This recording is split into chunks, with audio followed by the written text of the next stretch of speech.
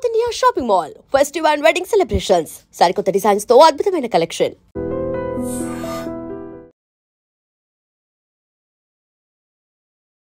నమస్తే, నేటి వాస్తవంకి స్వాగతం.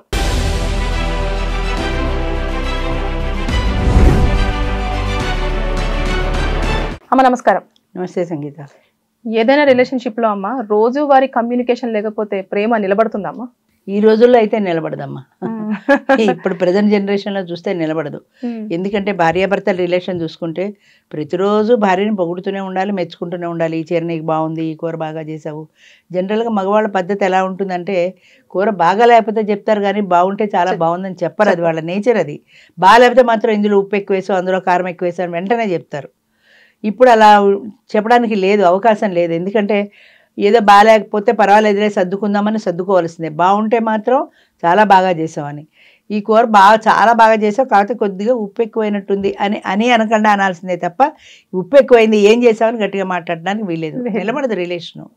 అంచేత నువ్వు రోజు అదేదో ఎవరో చెప్పారు, ఫారెన్ కంట్రీలో రోజు I love you I love you I love you అని చెప్తుంటాడు పొద్దున్న నుంచి సాయంత్రంలాగా. I love you good night. బజార్ ఆఫీస్కి వెళ్ళేప్పుడు I love you I miss you.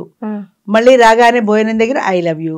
రోజుకు ఒక 10 సార్లైనా వాడు ఐ లవ్ యూ చెప్పి అంటుంటారు. రాత్రి ఐ లవ్ యూ చెప్తాడు, మొన్నటికి విడాకులకి వెళ్తారని. ఫారిన్ కంట్రీస్లో అంతే కదా, రాత్రికి ఐ లవ్ యూ చెప్పి పడుకున్నాడు, పొద్దున్నే విడాకులు. అంచేత ఈ ఐ లవ్ యూ అనేది ఈ మెచ్చుకోవడం, ఎంత మెచ్చుకుంటే అంత ఆనందిస్తుందమ్మా ఆడది. దానికి ఉన్న బలహీనత అది. ఎంత చండాలని చీర కట్టుకున్నా సరే ఈ చీరలో నువ్వు చాలా బాగున్నావు అంటే అది అబద్ధం అని తెలిసినా కూడా దాని మనసు ఆనందిస్తుంది అంతే. ఇది అబద్ధం అన్నా సరే ఏమో బాగాలేదని నేనే అనుకున్నాను, మా ఆయన బాగుందన్నారు కదా, బాగానే ఉండుంటుంది అనుకుంటుంది. అంచేత ఆడదానికి ఉండే బలహీనత అది. ఈ బలహీనతని క్యాష్ చేయదలుచుకున్న తెలివైన మగాడైతే 10 సార్లు పొగుడుతాడు. పొగిడితే పడిపోతుంది సహజంగా. అంతేగాని వీడేదో పనుంది నన్ను పొగుడుతున్నాడు అని అనుకోదు ఆడది సాధారణంగా. అంచేత రిలేషన్ ఎలా నిలబడుతుంది అంటే అది రోజు చెప్పాలా అని అంటే రోజు చెప్తేనే అది సంతోషిస్తుంది. అది సంతోషిస్తే నువ్వు సంతోషంగా ఉంటావు, అంతే కదా. అది సంతోషించకపోతే దాని ఇంపాక్ట్ నీ మీద కూడా ఉంటుంది. ఇది మనం లవర్స్ లో చూస్తూ ఉంటాం, రోజు వాళ్ళు ఆ కమ్యూనికేషన్ అయితే కంటిన్యూ చేస్తూ ఉంటారు. కానీ భార్య భర్తల విషయానికి వచ్చేసరికి అమ్మాయి ఎలా ఉంటుందంటే అరే నా భర్తనే కదా, నా భార్యనే కదా, నన్ను అర్థం చేసుకుంటారు అన్న ధోరణిలో ఉంటారు. అప్పుడు కూడా మనం ఎక్స్ప్రెస్ చేస్తూనే ఉండాలా? అది వాళ్ళ రిలేషన్ని బట్టి ఉంటుందమ్మా, అవతల వ్యక్తి మెంటాలిటీని బట్టి ఉంటుంది. నిజంగా ఇలాంటి వాటికి పడని భార్య అనుకో రోజు రోజు నువ్వు చెప్పక్కర్లేదు. లవర్స్ అయితే తప్పనిసరిగా చెప్పాలి, ఎందుకంటే ఆవిడ ఎంతసేపు ఆకట్టుకోవాలి. తను బాగా మాట్లాడతాడు, తను బాగా నన్ను పొగుడుతాడు అన్న భావన ఆవిడలో రావాలి. లేదంటే వేరే వాళ్ళకి వెళ్ళిపోతుందని భయం. మొగుడు పెళ్ళవన్న తర్వాత ఇది ఎక్కడికి పోదు, ఇంట్లో గొలుసు కట్టేసిన కుక్క లాంటిది పడి ఉంటుంది కాబట్టి దానికి రోజు నేను చెప్పక్కర్లేదనే భావన ఇదివరకు ఉండేది ఒకప్పుడు. కానీ ఇప్పుడు అది కూడా వెళ్ళిపోతుంది కదా. దాని బాయ్ ఫ్రెండ్ ఎవరైనా 10 సార్లు నువ్వు బాగున్నావు అని చెప్తే నా మొగుడు ఏం చెప్పట్లేదు వాడు చెప్తున్నాడు అని దాని మనసు అట్టే వెళుతుంది. అంచేత మొగుడైనా పెళ్ళామైనా రిలేషన్ బలపడాలి అంటే వాళ్ళ మధ్య కమ్యూనికేషన్ ఉండాల్సిందే. ఆ కమ్యూనికేషన్ కూడా గుడ్ కమ్యూనికేషన్ ఉండాలంటే నువ్వు కమ్యూనికేట్ చేసే విషయం మంచిది అయి ఉండాలి. ఈ ఇల్లు ఇలా తగలబెట్టావు, ఇల్లు సర్దలేదు, ఏ బ్రాసిమో ఉన్నావు, నేను వచ్చేటప్పటికి నువ్వు మంచిగా తయారై లేవు, లేదా ఈ నలిగిపోయిన చీరతో ఉన్నావు, కూరలో ఉప్పు ఎక్కువ వేసావు, ఇలాంటి మాటలు మాట్లాడితే కమ్యూనికేషన్ లాభం లేదు, రిలేషన్ చెడుతుంది. రిలేషన్ బాగుండాలంటే మంచిగా తయారయ్యావు, బాగున్నావు, ఇల్లు పువ్వులా సర్ది పెట్టావు, కూర చాలా బాగా చేసావు, శ్రద్ధగా చేసావు, ఇలాంటి కమ్యూనికేషన్ ఉంటేనే ఆడవాళ్ళు తొందరగా లొంగుతారు, అదే ఆనందిస్తారు. వాళ్ళు ఆనందిస్తేనే మన రిలేషన్ బాగుంటుంది. కాబట్టి చచ్చినట్టు వాళ్ళు ఆనందించాల్సిందే, అంతే. ఓకే, ఇప్పుడు మరి భార్యాభర్తల మధ్యలో ఎలా మీరు అన్నట్టుగా ఇప్పుడు ఈ డ్రెస్ వేసుకొని ఉండకూడదు, ఇలా ఉండాలి, కొంచెం రాగానే నీట్ గా ఉండాలి అని చెప్పేసి మనము చెప్తే వాళ్ళు ఇంప్రెస్ అవుతారు అని చెప్పేసి అంటున్నారు. అవును. కానీ ఉన్న పని ఒత్తిడి వల్లనో పిల్లల్ని చూసుకోవడం వల్లనో మీరు చెప్పినట్టుగా రెడీ అవ్వడం అనేది కుదరకపోవచ్చు కదమ్మా. మరి భర్త ఎందుకు అర్థం చేసుకోవాలి? ఆడదానికి అది కూడా ఒక బాధ్యత, ఒక పని అనుకోవాలి. సాయంత్రం 5 అయ్యేటప్పటికి ఇది నా డ్యూటీ, పడుకొని లేచి కొంగు దోపుకుని చెమటలు కారుకుంటూ నువ్వు ఎంత పనైనా చేసుకో. కానీ ఆయన వచ్చేటప్పటికి అంటే మగవాడు మనసు ఎట్లా ఉంటుందంటే జనరల్గా డోర్ తీసి తలుపు తీయగానే భార్య ముఖం చిరునవ్వుతో ఉండాలి. మటమట్లాడుతూ ఉంటే వాడి మూడు కూడా ఆఫ్ అయిపోతుంది కదా, సహజం కదా, ఎవరికైనా అంతే ఉంటుంది. అలాంటప్పుడు భార్య ముఖంలో కాస్త ఆనందం కనపడితే వాడు పగలంతా ఆఫీసులో పడిన కష్టాన్ని తాత్కాలికంగా అయినా మర్చిపోగలుగుతాడు. అలా కాకుండా తలుపు తీయగానే చూడండి మీ ముద్దులు కొడుకు ఏం చేశాడు అని కంప్లైంట్ మొదలెట్టింది అనుకో, ఇప్పుడు మనసు ముడుచుకుపోతుంది. ఆ చిరాకులో దాన్ని కూడా విసుక్కుంటాడు. ఆ కాసేపు చూసుకోలేవా, కొడుకును చూసుకోవడం కూడా నీకు రాదా అని విసుక్కుంటాడు. నన్నే అడుగుతారా, రోజంతా చచ్చి ఇంట్లో పని చేశాను ఈవిడంటుంది. నన్నే అంటావా, రోజంతా చచ్చి ఆఫీసులో పని చేశాను ఆయన అంటాడు. టగ్ ఆఫ్ వార్ మొదలవుతుంది. అలా కాకుండా నువ్వు వెంటనే కంప్లైంట్ చిట్టా తెరవకుండా ఆయన వచ్చి కూర్చొని కాస్త మంచినీళ్ళు ఇచ్చి కాఫీ ఇచ్చి పక్కన కూర్చొని నెమ్మదిగా మాట్లాడిన తర్వాత కాస్త ఒక అరగంట ఆయన రెస్ట్ తీసుకున్న తర్వాత నువ్వు ఏదైనా చెప్పినా వినే ఓపిక ఉంటుంది. మగవాడు ఎలా ఉంటాడంటే సాధారణంగా ఆఫీస్ నుంచి రాగానే ఈ జోడిటు ఈ షూ ఇటు పారేసి టీపాయ్ మీద కాళ్ళు వారజాపేసి రిమోట్ తీసేసి చూస్తుంటారు టీవీ. జనరల్గా జరిగేది అది. ఈ అమ్మాయికి కోపం వస్తుంది. పొద్దున్నుంచి వంటింట్లో పడి చస్తున్నా నేను, హాయిగా రిమోట్ పెట్టుకొని టీవీ చూస్తున్నాను, దీనికి కోపం వస్తుంది. కానీ భరించాల్సిందే, వాడు అలవాటు అది అనుకొని నువ్వు భరించాలి, తగ్గాలి. నేనెందుకు తగ్గాలి అంటే అక్కడే యుద్ధం మొదలవుతుంది. కొన్ని అలవాట్లు ఉంటాయి మగవాడికి, కొన్ని బలహీనత అనుకో ఏమనుకో, దాన్ని నువ్వే యాక్సెప్ట్ చేయాలి. అలాగే నీ బలహీనతలు ఏమైనా ఉంటే వాళ్ళు యాక్సెప్ట్ చేయాలి. అన్నింటికీ మించి శుచిగా శుభ్రంగా మన వాళ్ళు అదే చెప్తారు, లక్ష్మీదేవిలా కలకలాడుతూ ఉండాలి. ఎప్పుడు అలా ఉండు. సాయంత్రం అయ్యేప్పటికి ఫ్రెష్గా తయారై ఉండు. పొద్దున్నే మొహం కడుక్కు స్నానం చేసి ఫ్రెష్గా తయారై ఉండు. మేకప్లు వేసుకోమంటలా, ఉన్నంతలో ఫ్రెష్గా కనపడు. ఆ అలసట నీ మొహం మీద కనపడివ్వకు. అసలు ఇప్పుడు పనులు ఎవరు చేస్తున్నారమ్మా? అలసిపోవడానికి పనులే ఉన్నాయి. కిలో పందికి పప్పు రుబ్బితే కానీ పడి కందిపచ్చడి రాత్రి భోజనాలకి తయారయ్యేది కాదు. ఇప్పుడు రుబ్బాల్సిన పనే ఉంది. మిషన్లు వచ్చేసాయి, గ్యాస్ స్టవ్లు వచ్చేసాయి, కట్టె పుల్లల పొయ్యిలు లేవు, ఫుఫును ఊదుకోవాల్సిన పని లేదు. పనులు సులువైపోయాయి కదా. అంచేత నువ్వు చెమటలు కారుకుంటూ కష్టపడి పని చేస్తున్నా అన్న ఫీలింగే కానీ కిచెన్లో కూడా ఫ్యాన్లు వచ్చేసాయి. మరి ఇంక నీకు కష్టమేముంది? పని చేయడం కష్టమే, కానీ ఇదివరకు కష్టంతో పోల్చుకుంటే ఇప్పుడు చాలా బెటర్ కదా.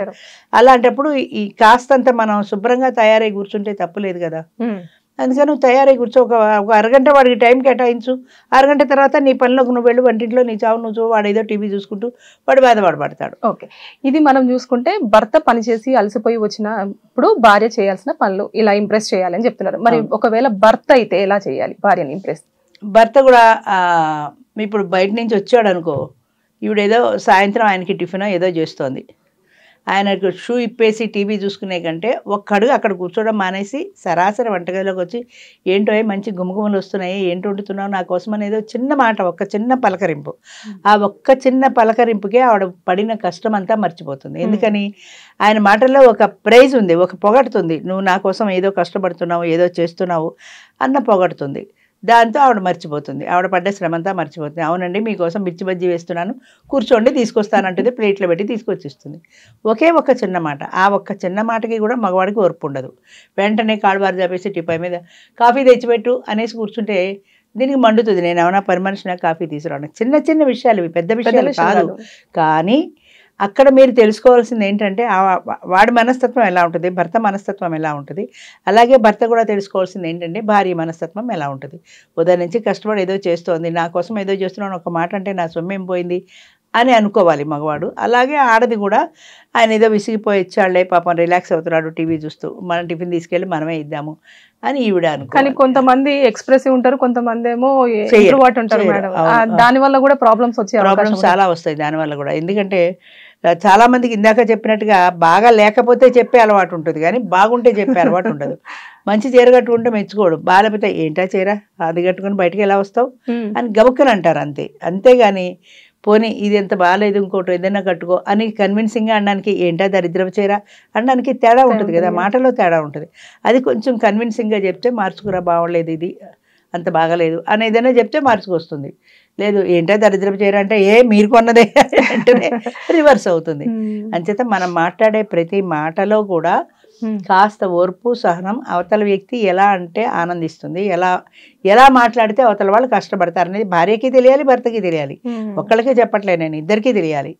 అలా మరి ఇన్ని చెప్తాడు ఆయన టవల్ కట్టుకుని చిన్న చిన్న నిక్కర్లు వేసుకుని షార్ట్స్ వేసుకుని ఇంట్లో తిరుగుతుంటే ఆవిడకి మండదా? ఆవిడ నైటీ వేసుకుంటే తిడతాడు.